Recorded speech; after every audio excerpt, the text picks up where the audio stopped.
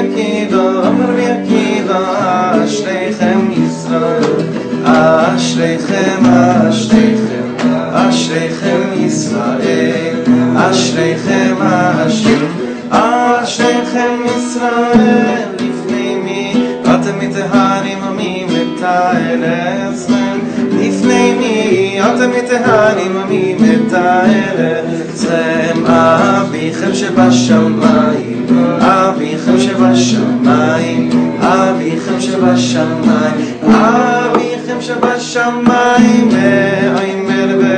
Ve'omer mikveh Yisrael Hashem, Ve'omer mikveh Yisrael Hashem, Mikveh metares atmei, HaKadosh Baruch Hu metares Yisrael, Mikveh metares atmei, HaKadosh Baruch Hu metares Yisrael.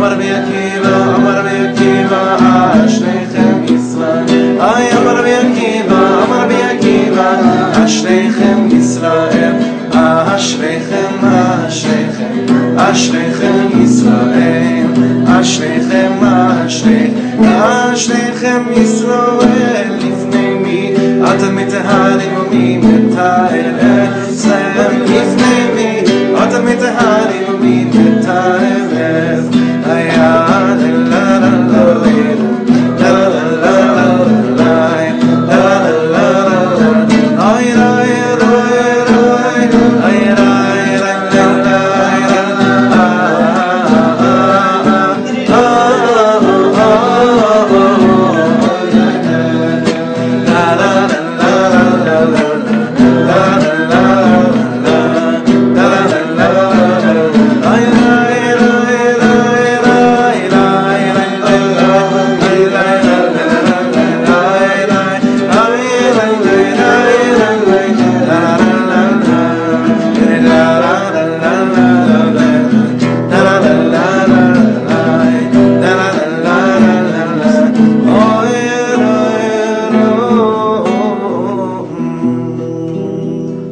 This Niggun is very, very special all year long, and it gets even more special on Lag BaOmer. Very special. And but it's to me the most special Niggun to sing the night before Shavuot. The night before Shavuot, this is the best night in the world. The night before Shavuot is so precious. Listen to the words. Lifnei mi atam mitaharim. Before who are you purifying yourselves? Umi mitar heschem. And who is purifying you? Avichem shel Hashemayim, your Father in heaven. So I think I saw this once in Shlomo many years ago. I don't remember exactly where I saw it, but this is beautiful. Lifnei mi, before me. Before me is Gematria 50. Before the 50th day, atem mitaharim. You're trying to do whatever you're trying to do. Lifnei mi atem mitaharim. Before the 50th day, you're working on yourself. You're doing all Sfiras HaOmer stuff, tikkunim, whatnot. You're trying so hard to work on whatever it is that's important to you. It doesn't matter what it is, as long as you're working on something, right? But then, umi mitar esra. Me, the 50th day, is mamish your mikveh. Umi, the 50th day, is really your mikveh. Maha mikveh mitares atmeim, the 50th day purifies the impure. Afa Kadosh Baruch Hu mitares Yisrael, God is purifying Am Yisrael. You know how, like, you ever have that feeling? I mean, this is more for men, really. Just because with women, the whole Inyan mikveh is really when you get married. But for men, you know, like when you're just feeling like you're not in the right place and you want to start fresh, you just want to jump in a mikveh and start all over again, everything, right? But what's that in? So what is it? It's like Shavuot is this thing of like you jump into it. Umi mitar eschem, the day itself, of Shavuos is mamish metar you, mamish purifies you. So we'll sing it one more time with this kavana. Lifnei mi atam mitaharim u'mi mitar esam. Before me, before the 50th day, you're doing your thing, you have to start, but we're right before it. We're going to count, but if you didn't count already, we're going to count the last one. So this is still our avodah. So if we know that on the 50th day, which is Shavuot, it's God's avodah, so what do you think that would mean? Oh, whatever, I'll just do whatever I want to do, because hey, the 50th day is coming and I don't have to work too hard and anything. No. Tonight's the test. If you know that you're going to be completely purified by receiving the Torah Shavuos night, how much more are you showing God the night before that takes place? I want to be part of it too. I don't just want this to be your doing. I want to be part of it also. I'm gonna be Akiva, Ashrechem Yisrael. I'm gonna be Akiva, Ashrechem Yisrael. Ashrechem Yisrael. Ashrechem Yisrael. Lifnei mi atam mitaharim mitar esem.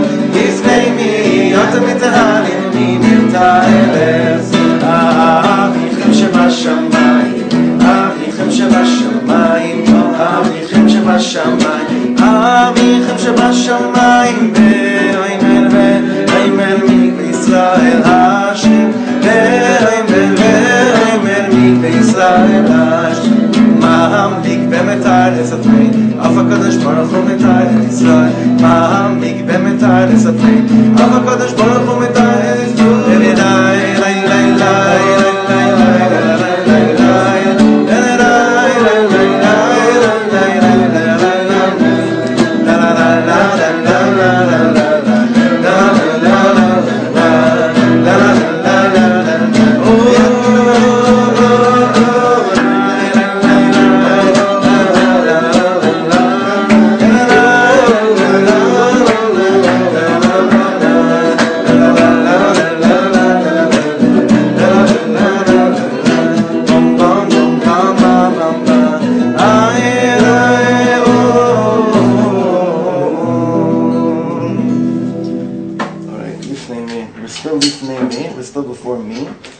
before the 50th, and I'm very, very excited. I'm most excited when I plan on learning something with you, and then when we get together, it's like the last thing in the world I want to do.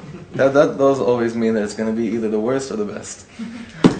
Whatever it is, it is. There's barely any time left to prepare ourselves. But for whatever it's worth, I'm just so happy we're here together right now, and welcome to all the students online as well. Second, I want to make sure you could all hear me. It's a beautiful chevri. And see you. You could all hear and see. Apologies for last week not turning on the camera. But 5 people walked in tonight. Before they said hello to me, they said, make sure your camera's on. So hopefully we're doing good. All right, may the learning tonight, enough already. Be the refuah shlema. Enough of having to say this even. From Michal Moshe Ze'ev ben Yehudit, Alter Baruch ben Sarah, ben Yemen Nachman Mordechai ben Ilana, Shoshana Resa Bas Ahuva.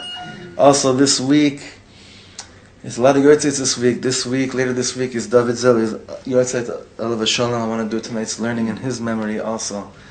Also Natan Daniel ben Malka, of course, and many more, unfortunately. But hopefully this is the end of the refuah shlema, because Matan Torah, it says when we stood at Mount Sinai, there was a complete healing. Deaf people could hear, blind people could see, people with limbs were able to walk. Every type of illness was cured at Matan Torah. And tonight we're going to understand why. Why, how could it be that everyone was healed? What is it about standing at Matan Torah, hearing God's voice, is healing? Well, that's a gift. I mean, I kind of gave it away right now. If you would hear God's voice too, you'd also be healed right now. Guess what? It's possible. It's possible. We spoke about it on Shabbos a little bit. And also, we'll continue learning. Leilui Nishmas Stuli's Abba, Chazan Eliezer ben Eliyahu Aryeh, Nadir's parents, Yitzchak, Zachariah ben Avraham, and Miriam bat Avraham. This is what happens. I have so much to share, but I actually want to start with something that I wasn't even planning on doing. But you'll see why. I want to show you why learning with you guys is the coolest thing that I could have ever asked for. I'll tell you why. I want to share with you an email, a Facebook letter, a note that I just got right now. This is from a student of ours for a while already. And when I get notes like this, I remember what everything is about. I remember what the whole thing is about. And I know somehow, even though it wasn't planned, it'll tune into what we're learning tonight. Shlomo, what's real? Not what's up or how are you. Shlomo, what's real? Starting off. How can we live with such honesty? It would break us. It would break any chance we have. But on the other hand, there's no choice. The truth is staring right at us. I so want to believe that Mashiach is coming. I don't even know what that means anymore. I want to know that we have hope, that we are stronger than ever. I don't understand. Have a good day. But no, he didn't write that. He just ended off like that. And it's those letters, I tell you, it's those letters. These happen quite often. Like a few weeks ago, we have one of our students, wrote me, not, hey Shlomo, what's up, this and that. It's more like, why did God create us? And then the person wrote, I'm so happy I could just ask you these things without going through oh, hey Shlomo, how are you? There's no time for this stuff anymore. So, when I hear someone that had with such honesty and such a dire need to not impress me, which I am in love with, I want you to know. Not that the guy writes me and tells me, I want you to know how much I'm so frum now, whatever. But when the guy is saying, listen, we're learning, and if we're not going to be totally honest right now, it's going to break us, that to me is called flying. That to me is like harmony. It's the best thing in the world. And what's also cool is that he knows that there's no chance in the world I'm going to give him an answer to what he just asked me, because there is no answer. There's an experience. And because tomorrow night, this Shavuot, this machloket, if it's the first day of Shavuot, or if you're in America, out of Israel, second day of Shavuot, it's the yortzeit of the master of experience, of the Baal Shem Tov HaKadosh. I wanted to speak about this tomorrow night. If you're here in EFRAT, our Shiur at 1 o'clock will be about the legacy of the Baal Shem Tov. What did he bring down into the world? I'm just going to give a glimpse into it right now, because it has to do with what we're doing tonight. The Baal Shem Tov's whole thing was that we have to go back to a forgotten art. What was this forgotten art? To experience God. There were great learners, there were tremendous beki'im, there were prolific learners and authors and scholars in Am Yisrael. However, the experiential part of Judaism was something that was not taken seriously, and so the simple folk felt, well, if that's all we have anyway, just the experience of it, and it doesn't mean that much, that means we can't really be found here. And the Baal Shem Tov comes along and tells you, what are you talking about? The whole thing is B'chavaya. The whole thing is experiencing. Remember, what's the name of the first mother in the world? Chava. What is Chava? So you could see either Em Kol Chai or the one who experiences. Lachvot, the one to go through what we're going through.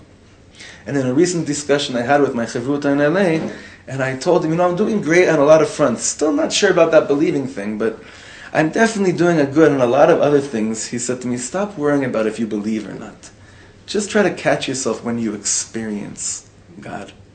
Now, for us FFBs, okay, for us from births, well, I once heard a good term, FFBW, from birth with G, with gaps, I think. I heard that term once. FFBWG. Whatever, however you were. Lapses, maybe. Huh? Lapses. With D's, with detours, yeah. I don't know anybody like that, right? So, we think, there's something that they didn't tell us. I don't know why they didn't tell us it, but I pray, Dafka Erev Shavuos, I pray more than ever, that I figure out, more than anything I could ever teach my children, to explain to them, and pray that they understand that the chavaya, the experience of experiencing the Ribono Shel Olam, is really what it's all about. Now the only way, obviously, that it's real, that you really do experience the Ribono Shel Olam, is through davening and learning and davening and learning and back and forth and back and forth and back and forth. But the experience is a must. And on Matan Torah, is it what we learned which healed us? Not necessarily. Because each schlepper in the world, no matter where they were holding, went through the experience and was healed. Each schlepper that we had, that existed in Am Yisrael. So it's the experience that mamish healed us. The experiencing Ribono Shel Olam. So having said all that, now let's go from the top. This is something really, if you think about it, it's tremendous. Shavuot is the most underrated holiday in the calendar. Most underrated. How do we usually judge something's gedula, something's greatness or not? It's usually judged based upon how much hachana, how much preparation there is for the holiday. Now let's look at the Shalosh Regalim, let's look at the 3 festivals. When it comes to Sukkot, I only have 5 days, but I'm going nuts with the Sukkah. Daled Minim, of course all my tickets to the concerts and festivals and Chol Hamoed, that's part of the whole mitzvah doraisa of going to party hard and on Sukkot. And I'm very, very preoccupied, as much as I can, from Motzei Yom Kippur till Sukkot, with making sure that I'm ready, no matter what. And it's all about the hachanot. Did I get a good love and etrog? How beautiful is my sukkah? All my preparations, whatever it is. But what about now, Pesach? Pesach. When it comes to hachanot of Pesach, preparations of Pesach, it doesn't get any more stringent and busier and holier than that. How do I know if I feel prepared? Pesach night comes. However, please focus. There's a lot going on. I'm begging everyone, just focus and open your hearts, please. It's not about me, it's about the 50th night, okay? How do I know if I'm ready for Pesach? Well, Pesach night, if you're exhausted, right? And we were saying last night in Yerushalayim that, some people have this strong minhag that you start the minute after Purim, because usually it's 30 days, Shloshim Yom Kodem L'Chag, 30 days before Pesach, I'm getting ready. And then what? But we all know that most Yiddish mamas start getting ready 364 days before Pesach to start cleaning. Motzei Pesach, right? I actually have a friend that in his house, I'm sure you've seen it also, all year long, you can't take the Svarim off the shelves and put it on the Shabbos table. Now, I don't know if that's like a cop-out, or that's like the holiest thing in the world, that they're saying, listen, maybe Pesach, we're going to want to look at one of these Svarim, and what's going to be when there's a crumb inside? How are we going to look at it, right? So I'm not sure yet if it's like the holiest cop-out in the world or not. But no matter what way you look at it, there are hachanot. Shavuot comes. How do you prepare for Shavuot? Do you realize that every single thing we're working hard on in our lives, like Reb Chaim Vital says, the student of the Arizal, everything is dependent on Shavuot night? The holiday of receiving the Torah. Without the Torah, I don't have Pesach. I don't have Sukkot. I don't have Rosh Hashanah. I don't have Yom Kippur. I definitely don't have Torah Sheba'al Peh, Chanukah, Purim. I have nothing. And yet, really, the big holidays are those which are much longer and many more things have to do with it. What's Shavuot? What's the hachana for Shavuot? Make a cheesecake. It should be the hardest hachana you have. But what is the prep? Sorry?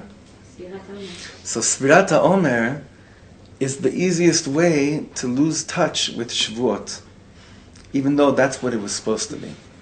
Like we learned. Rabbi Natan of Breslov said that Sfirat HaOmer is the mitzvah of getting in touch with passion. Usfartem lachem, every night you have to get in touch with being passionate. And every day, how much more and more passion do you have? Well, last night, we didn't count yet, but how much was last night's counting, everybody? 48. 48, right? We had 48 days to get passionate. I want to ask a very hard question. And I hate asking this question. I hate it. But this room has got to be about being dirty real. You know what dirty real is? It's like that you just, all the grease, whatever it is that you're scared to ever admit to. Here, Baruch Hashem, Bina has the holiest matateh, the holiest broom. Everyone's grease, it's the holiest grease in the world. We combine with piles over here, We grease it up. We had 48 nights to become so excited for tomorrow night. 48 nights! If I had an idea what's happening in the world tomorrow night, is there any way in the world that anything in my life could still be the same if I had 48 nights to become passionate? What could be the same? So I'm kind of banking on mi mitar eschem, I guess, that the 50th day is what really purifies you, right? But I feel like tonight, the Shlomo Rebbe says, like, everyone comes the night before Shavuot. And just like every chassan and kala come the night before their wedding.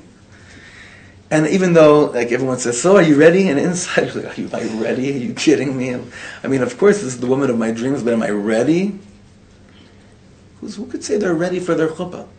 What does that mean to be ready for perfection, for a moment of perfection? Are you ready to experience? That's already something else. Are you ready to open your heart and let yourself just feel what's going on? That's already something else. So I want to understand with you all, why is A, Shavuot the most underrated holiday in the world? But B, why is Shavuot also known as the night of Tikkun? Shavuot is called Tikkun Leil Shavuot. There's a Tikkun that takes place Leil Shavuot, right? It's known as the night of Tikkun. Now, for some reason, Tikkun became this 20th century Hasidic concept. It's not. Tikkun, to fix ourselves, it's nothing to do with right now. It's many, many centuries. But I want to share with you something that we learned a few years ago, which will help us understand what we're busy doing Shavuot night. Tikkun, fixing, Reb Nachman says, is the same letters as the word kinot, Lamentations, right? It's also the same words as tinok, which means baby. And it's also the same letters as the word nituk, which means a disconnect. So I want to go again.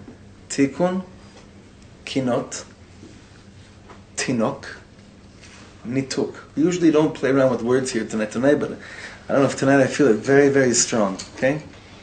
Very, very strong. These four words with the same letters are very, very, very connected to each other. Extremely connected to each other.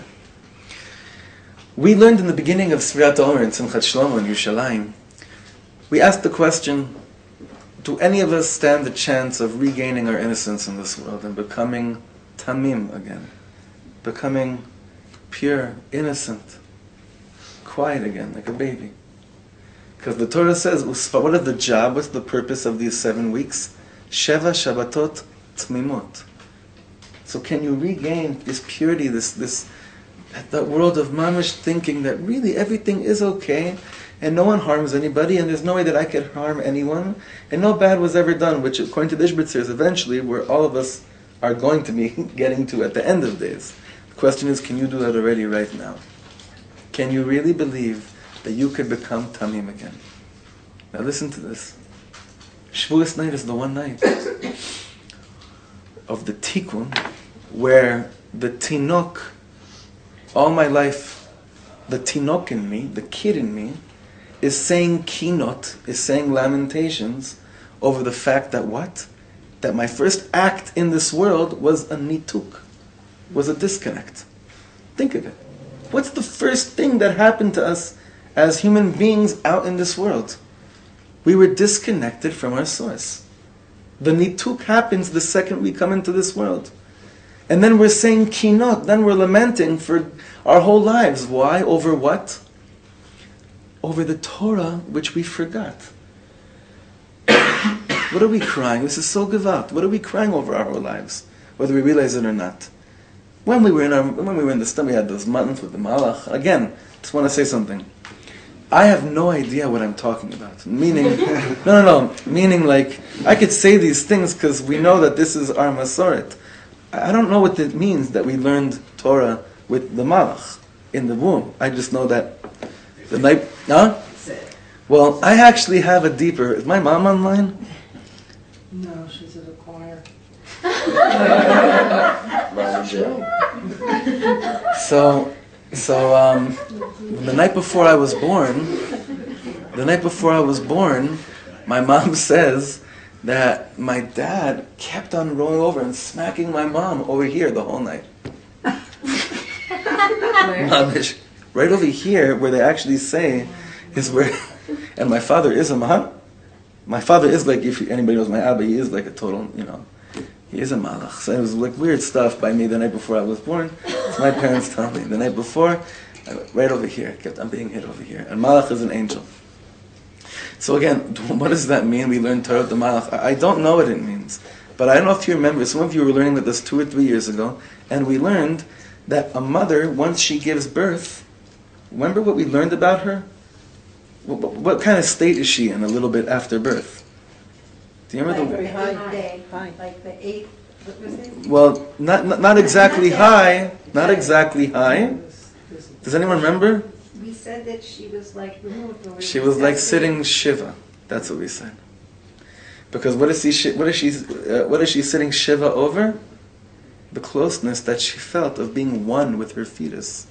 As high as that moment is, and it's something that, again, I definitely don't know what I'm talking about now, right? But I could just imagine the mamas in the room, and the mamas to be in the room will understand this, that loss of that oneness, of that chibur, you can't fathom, but it's something that every mother has to go through. But our neshamas, forget, each of us are born, that means that on a certain level, each of us went through this trauma as a tinok of nituk.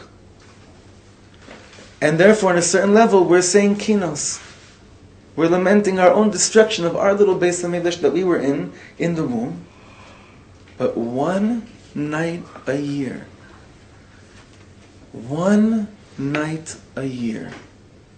we are back in the womb again. And that's why it's a tikkun for the kinot I said, for the nituk that took place, and for the tinok that's within me. Do you see how deep this is? This is mind-bogglingly deep. How am I back in the womb, Shavuot night? How is that? I thought it's a marriage.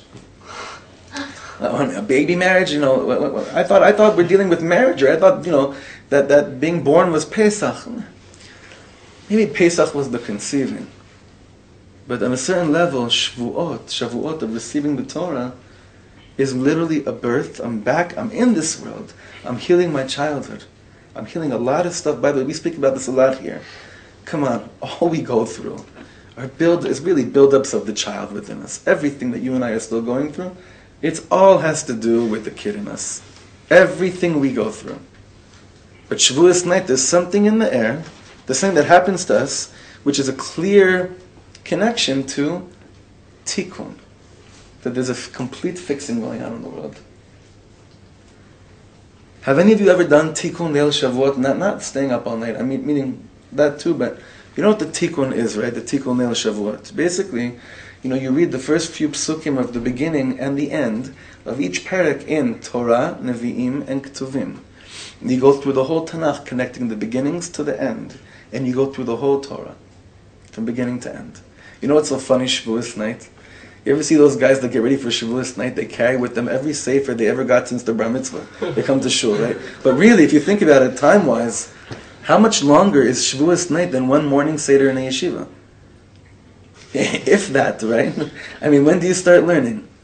Right? So I was saying, until you get out, you have to justify those extra 3 cups of coffee because, hey, tonight I got to be totally awake. And then you go to that first year, and then you starts a little bit towards the end. And then you're like, okay, got to go up for some more coffee. Then, okay, so then you're ready. It's already 1 a.m., right? So then you have, more time. And then, whatever, then it's time. Obviously, God wants me to be up. Not, if I'm learning and I'm like, shlufing away, I got to be up. What are you doing? Whatever, I'm going out for air. The night of Shavuot can be the most mefuspas night in the world. And I want to say something a little bit radical, but just bear with me. Don't throw rocks on me yet. Just listen to it. Maybe it used to be a time in Am Yisrael that Shavuot night was all about learning. Maybe that's what it used to be about. But I have a really strong feeling, that Shavuos night has to become more and more and more a night of davening, and a night of singing, and a night of experiencing. Last year we had a Gevalt. I thought we were going to do it this year. It didn't work out. But last year in Yerushalayim, we were in Mayanot. And the last 2 hours, who can learn? Who can go to a shiur about, Shmuel Bet at 2:30 in the morning? Come on, even with the most radical title. I mean, I was just at a rabbi's office a few hours ago. He had a good one going, a really good title, which even I would consider learning at such a late hour. He was saying the whole story of Ruth, and it was called "The Making of a Mashiach." It sounds pretty cool, right? But as much as we would like to be awake, if we're not taking 5-hour shlips Erev Shavuos, we're not going to really be. We might be able to stay awake by putting toothpicks in our eyes like this, but it's not going to be the night of the real learning. So what is taking place in those few hours that is mamish called a tikkun?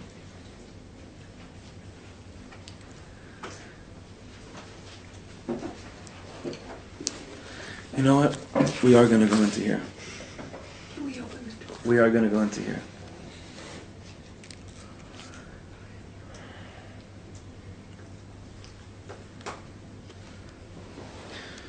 Okay, we're going to go into here because it's a little bit of, and I think we did a little bit of this a few years ago, but it's since then it's been re-edited a few times, and there's a lot going on here. We're not going to go through the whole thing, but we'll go through as much as we can over here. Web Yeshiva students, this is the page that's in front of you right now. Okay.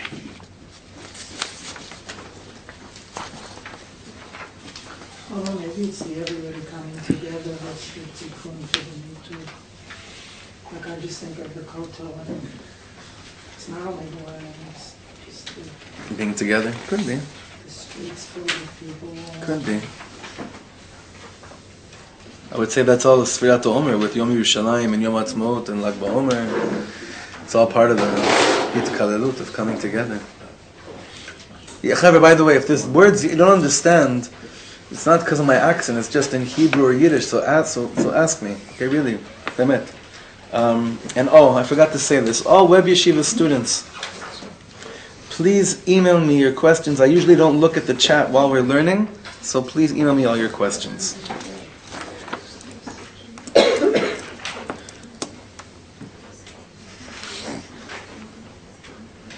All right. You got to the back? You guys got it? No, not yet. Yeah? Yeah. You did. Okay. Chevra, let's look inside. Let's not waste a minute.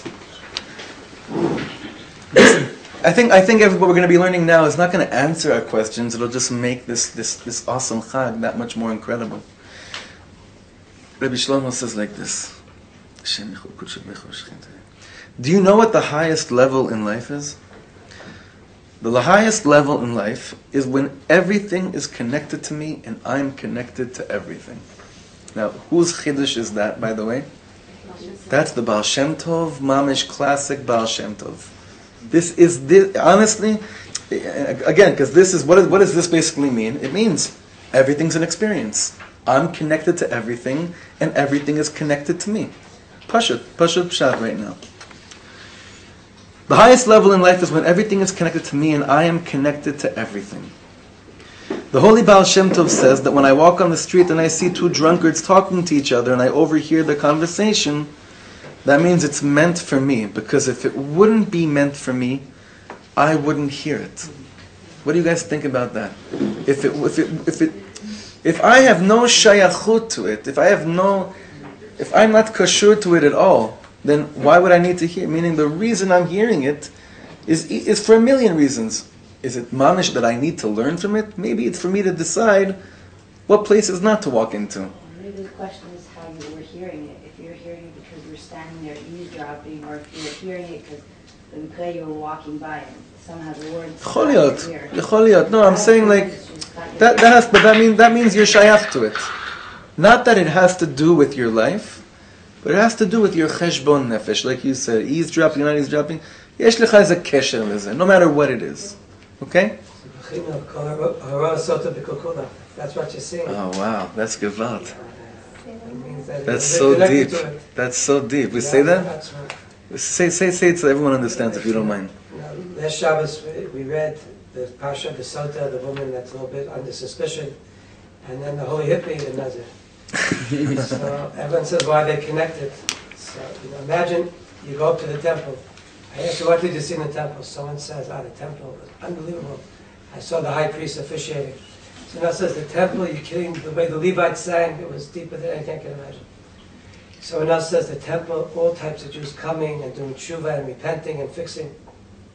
So now it says, I saw this woman there, I was like the paparazzi and I was the tabloid, and I saw this woman was under suspicion of having extra hours after work with her boss, and her husband warned her and she has to drink this water. That's what I saw in the temple. So if that's what you saw in the temple, it means that a little bit your soul's connected. That you could have come back describing this high spiritual experience. And the one thing that you saw and you were focused on was what? So the same thing, everything you hear during the Sfirat HaOmer is connected a little bit to that day. Any conversation you hear, any little... That's also Reb Shlomo said many times that if this sounds so funny, but it's like the pshat of what we just said right now.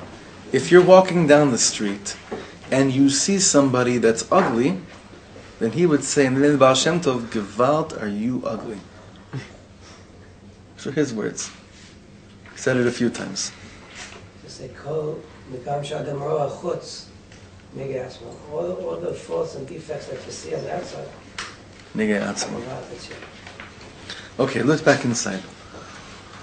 Imagine somebody were to tell you, did you see the newspapers in Alaska? Somebody yelled at his brother. I say, listen, this is crazy. It's not my concern. Well, that's very sweet, but obviously you're not that connected, because if it has nothing to do with you, you wouldn't have known about it. And I'm always reminded about this incredible story I once heard about a Breslover Chassid in Yerushalayim in the 1920s, who was found sitting on a street corner in Mea Shearim bawling. So someone asked him, Rabbi, why are you crying so much? He said, because I just read in the newspaper that a few months ago in China, 30 Chinamen, businessmen, construction men, were killed in an accident. So the guy says to him, okay, why are you crying? And then when he looked at him and he started laughing, the Breslover started laughing hysterically. Not hysterically, but with such simcha. He said, okay, now, why are you laughing? So the chassid said, you don't understand. When I realized that I'm living a Torah of the Baal Shem Tov, it made me the happiest in the world. Meaning, when I realized that when I hear about something that happens to people that have nothing to do with me, and it actually affects my neshama because I know that if it didn't have anything to do with me, I wouldn't hear about it. Ashreinu matov chalkeinu, that we're that kind of people, It's such an amazing way of understanding this Torah of the Baal Shem Tov. It's like, this whole yesod of that everything that happens to me, that everything that I know, like you can go crazy, I'll tell you why, because when I first learned this Torah, I'll tell you why, you might leave our house, right? And then you'll start noticing the cars, and you'll start wondering, well, why did I see 8 blue cars and 7 red cars on the way home? It's not what we're talking about, although I'm sure even there's something going on that has to do with you. That's like that cool thing about what's his name? God? Is that everything is so like we think, oh, he shows up sometimes. No. God is either everything or nothing. We've said that so many times. Your choice. Shavuot night's a good time to choose the everything part, right? Okay, now, there's a story here that I dafka don't want to do now because we don't have that much time, but make sure you read it. I want now turn the page, and you'll see, you'll go over it at home, but turn the page. Second paragraph. You'll see what the story is. I just want to bless you and bless me back. That everything in the world should remind us of fixing. Everything in the world should fix us, and we should fix it back. Meaning, they have to understand every relationship, everything you go through, has to do with your tikkun of the neshama, with your fixing of your soul. Everything in this world. Not that you have to take on everything that comes your way. Listen, for many people the avoda is how to say no. That's a fixing. I told you the story. Our dear friend, I'm not going to say her name, one of our friends, many of you know, for many years, before she was married, she asked Reb Shlomo for a bracha to get married, and Reb Shlomo told her, sister, I give you the bracha to know when to say no.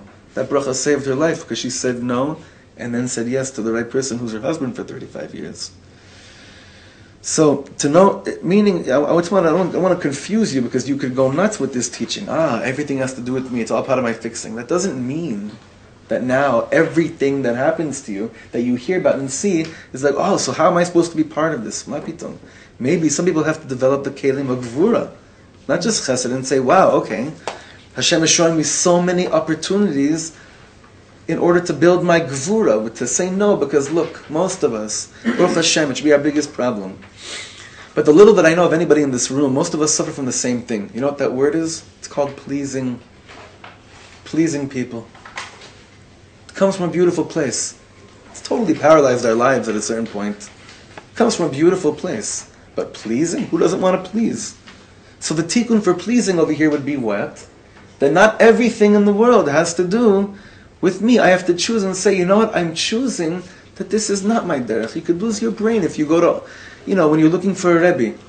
There's so many tzaddikim or holy, you go to this deep spiritual people, you could lose your brain thinking that, look, I have to go to everyone and hear what they all have to say. Do you know how many people you end up hating if you listen to what every Rebbe says? It's no other way. I learned a great thing once from another.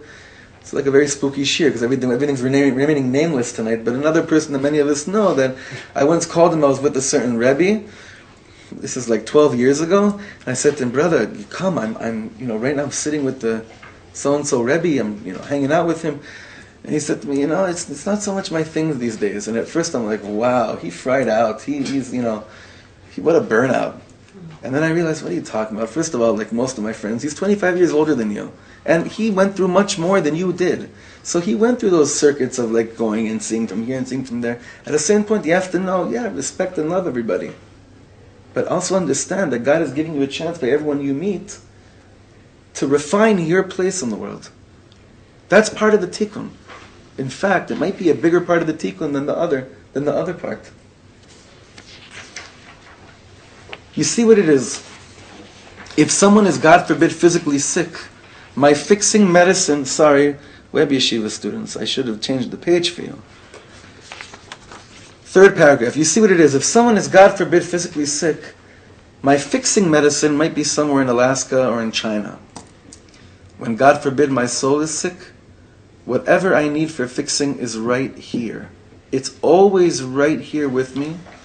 Wherever my soul is, wherever I am, that is where the fixing is.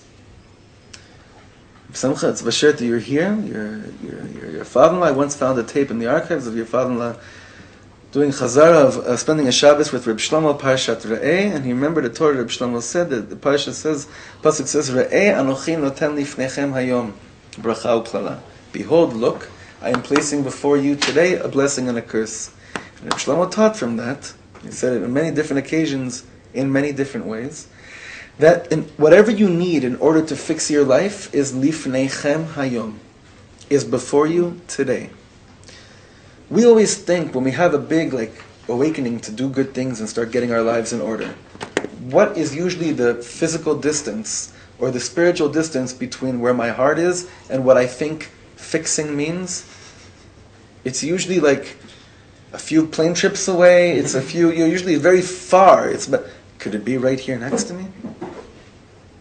Shavuot night, the whole thing of Shavuot night is that whatever you need in order to get your act together, whatever it is you need to work on those things in your life that cannot be ignored, is right here in front of you now. Why?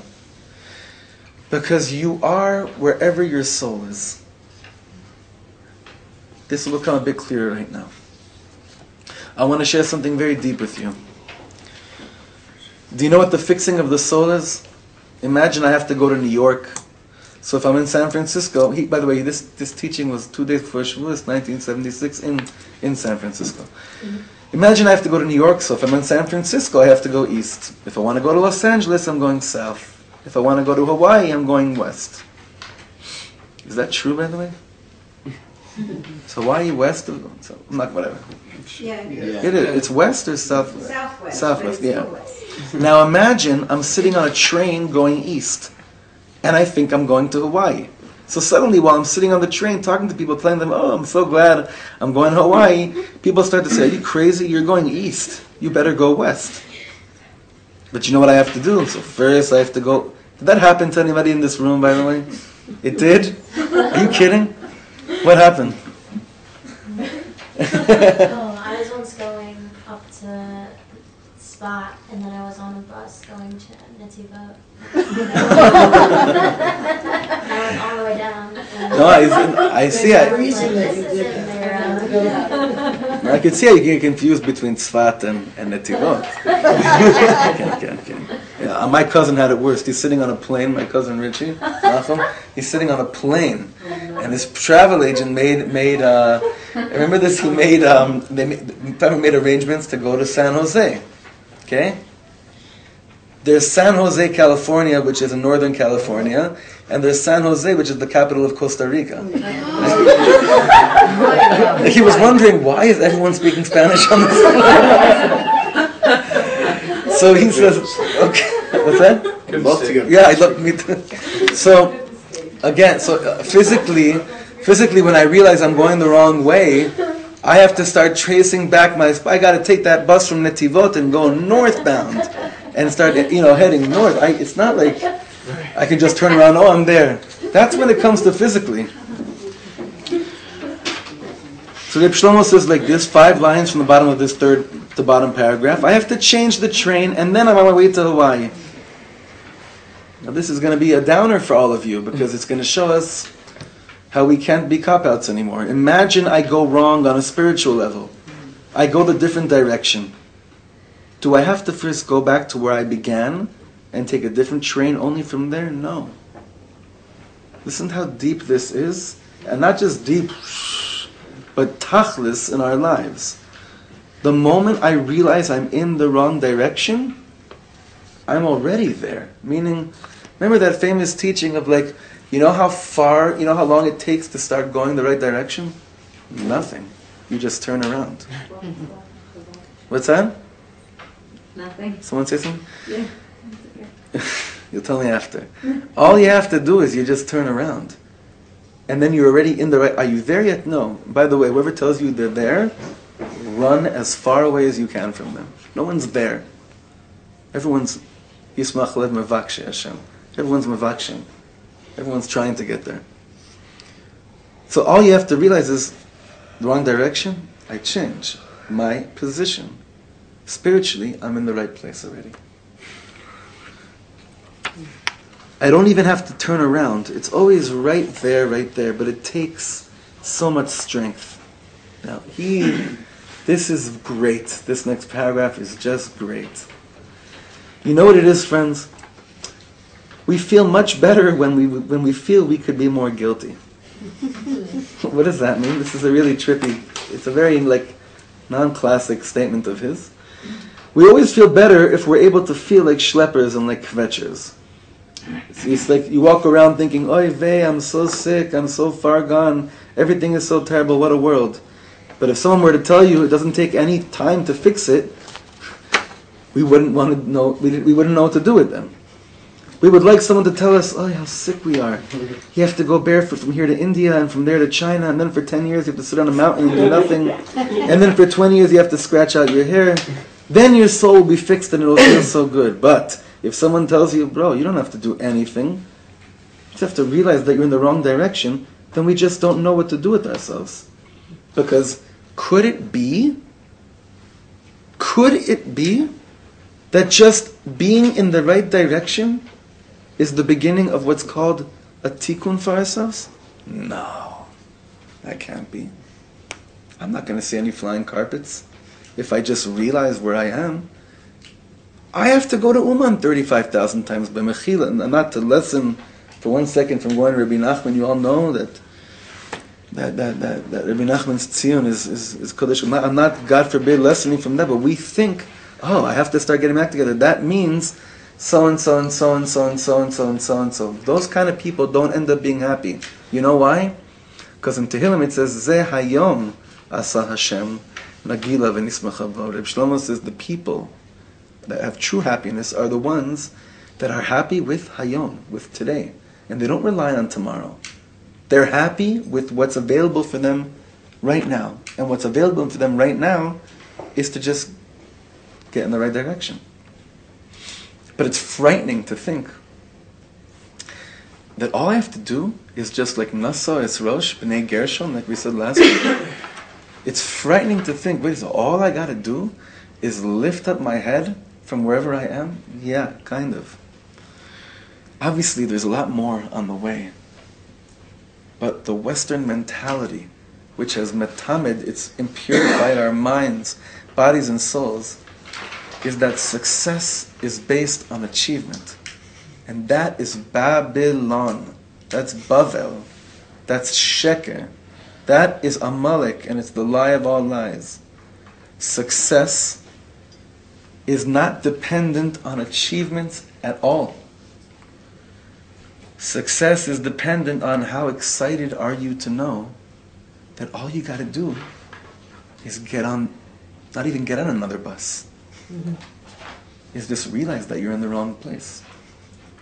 The Lubavitch Rebbe, Nishmato Eden, said that the greatest sign of someone who is sick is someone that doesn't know that they're sick. This is what we're talking about. So when does the tikkun begin? Once I just know that I'm sick. Because once I know that I'm sick, I'm already kind of healthy. Do you realize that? Once I know that I'm not doing good in a certain area and I'm aware of it, that was the beginning of my trufah.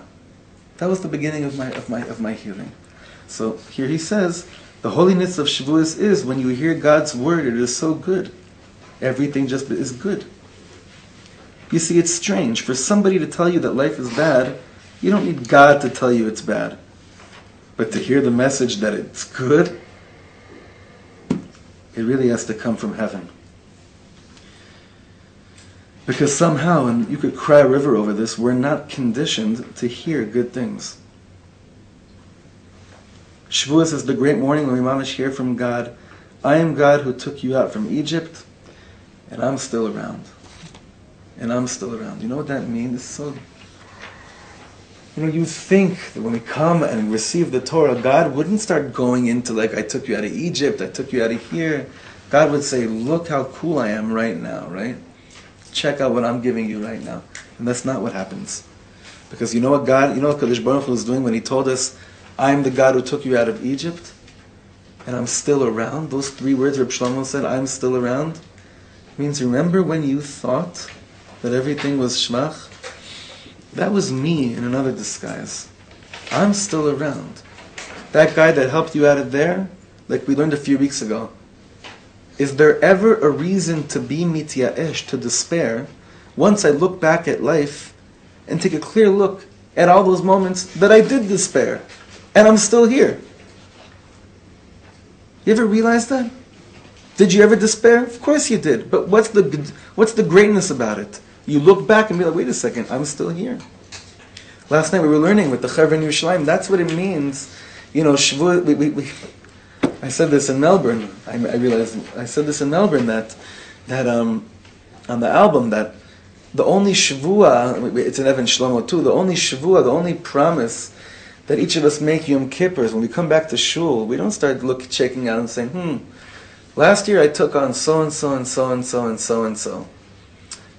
How much of it did I keep? Because if I started doing accounting like that, I don't know if we'd have the guts to show up to shul when we look at our accounting and see how much we didn't keep that we promised. But what is the one thing that each of us can say?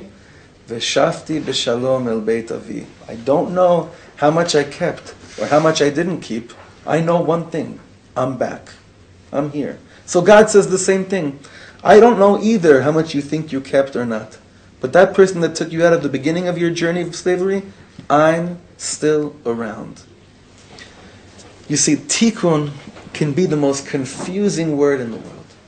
Because tikkun means something that is metukan, fixed, in the sense of, like, mashu metukan means, like if you go, like I had this laptop was broken for a while, and if it wasn't fixed and ready for me to use, they couldn't call me and say, Shma ze metukan. It's fixed, because if it's only 95% fixed, it's not fixed.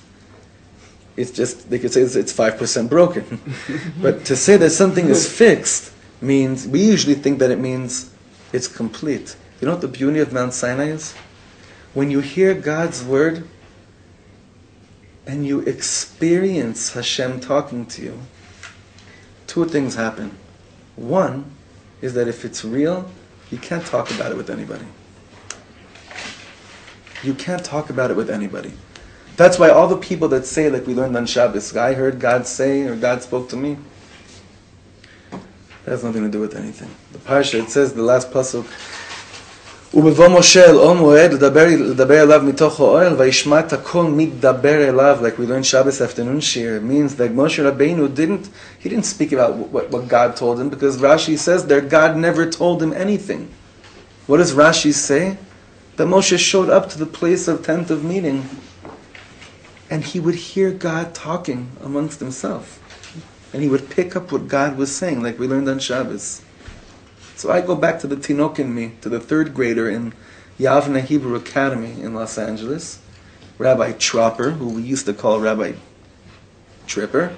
And he told us once, based on the Midrash, Kol Gadol Velo Yosef, that really from the time of Mount Sinai, God never stopped saying the Aseret Dibrot. And if you listen very closely, he said, with utter silence, you could still hear God saying to you, I love you, here's the Torah. So, a bunch of us freaks, we did some weird, our parents would find us in closets on our own, and, just like, shh, can we hear it or not? Like, because the voice is still going along. But this is like what it is. Tikkun Leil Shavuos. Shavuos is a night of perfection. Because you know what's perfect? Not your whole life, not your whole journey. But the moment of chavaya, the moment of experiencing the Ribono Shel Olam, is tamim, which means shalem, is perfect. It's complete. The minute you're able to describe it and talk about it, that means it wasn't that real. It's such a tricky thing in our life that when we experience those high moments, what's the first thing we want to do? We want to blog it. We want to post it. What a sick world. Whenever anything good happens to anybody, it's not the way. Like sometimes it's nice, but the real deep things you can't speak about. You cannot speak about these things. Tikkun Leil Shavuos, every Shavuos the tzaddikim say, there's a moment in the night where you have one moment, if you're really there and you do the right preparation, where you're just in the zone of the me, of the 50th day. No matter what time it is during Shavuos, whether it's, Baruch Hu Es Hashem, even if it's just Baruch Hu Hashem Barach, or whether it is the cheesecake, whatever it is, right? There are moments, each person has a moment of a tikkun. That tikkun means the experience of what it would mean to you to hear God's word. And what happens in that moment, like it happened to us on Mount Sinai, there was a refu'ah shlema. There was a complete healing. When someone's physically ill, it means that there's a disconnect between their body and their soul. What did Matan Torah do for a moment? Even though it was too high and we begged Moshe to stop the moment because we didn't know what to do with ourselves, there was a complete chibur, there was a complete connection between our body and our souls. And when it's completely one, you're physically healed. And remember, the Hasidim say that right before the Baal Shem Tov was born, there was a complete disconnect between the soul of Am Yisrael and the body of Am Yisrael. And what do you have to do? What's a name in this world? What purpose does a name serve? A name connects your body to your soul. So God brought a person named Israel to the world, Yisrael Baal Shem Tov, to connect back Am Yisrael's body to its soul. Because we were dying spiritually, dying, and physically. So, first of all, I want you to know personally, and this is to everyone online and everyone that's with us, I do want to apologize that so many, just so many of you have added so much this past year. For me, Shavuot is a Rosh Hashanah. It really is, because like we said before, without Shavuot, I don't have Rosh Hashanah, Yom Kippur, Sukkot, Chanukah, Tu B'Shvat. I don't have anything. It's such a weird thing. It's the most underrated holiday. So for me, on a certain level, Shavuot is like this time of looking at, wow, all those moments I had filled with meaning in life, it stems from the moment of Chavaya, of Matan Torah, of experiencing some level of receiving the Torah again. So I really wanted to, this is not something I'm just pulling out of my sleeve, I really did want to thank everyone that comes here to learn with us, and that writes and that like contributes, like the person you saw that I read you what he wrote me at the beginning of Shiur.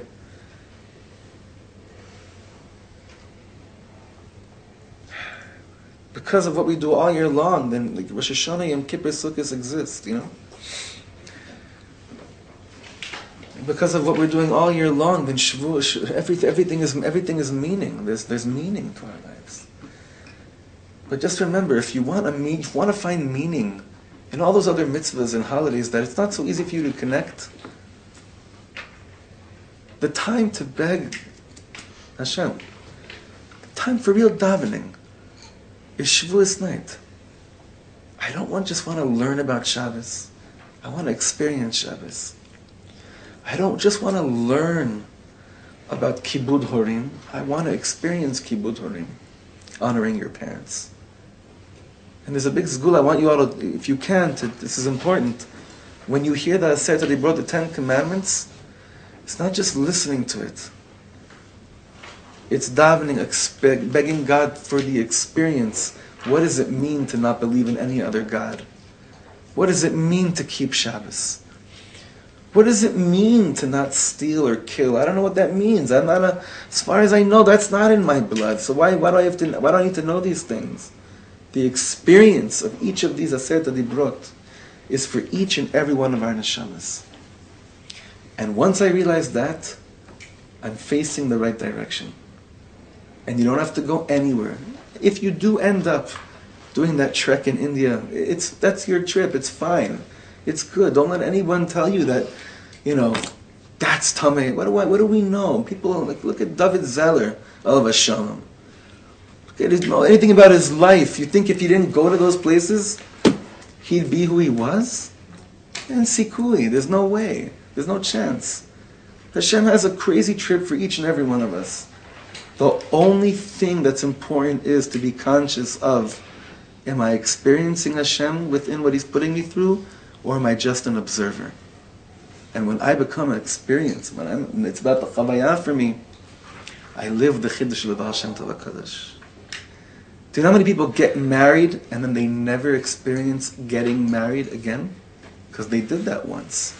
But the experience of a marriage stops the day after Sheva Brachas.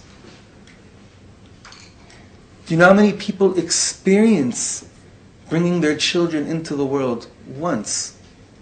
And after that, it's not about the experience. So we should burn away that Western mentality of achievements. Because if we do achieve at the end of the day of experiencing, Gewalt. But if we achieve and we didn't experience anything while we were working, it's a da'at, friends. It's a tree of knowledge. It's nothing. It's nothing. And this is Eitz Chaim Torah. This is the tree of life Torah. Anyway, we should be blessed to have the most meaningful, real Shavuot, the Mi Metar Etchem, the 50th day. That day when I hear God's voice, but this time, Le'enei Kol Chai, like Reb Shlomo said, He spoke to us once at Mount Sinai, but the whole world didn't hear you. So we're asking you, Almighty, speak to us just once more, but this time, let the whole world hear it. Let the whole world feel it. Let every human being experience what you're about, Ribbon Shlomo. Thank you so much for coming, Chevra Ged Yantiv. We'll see you all next week.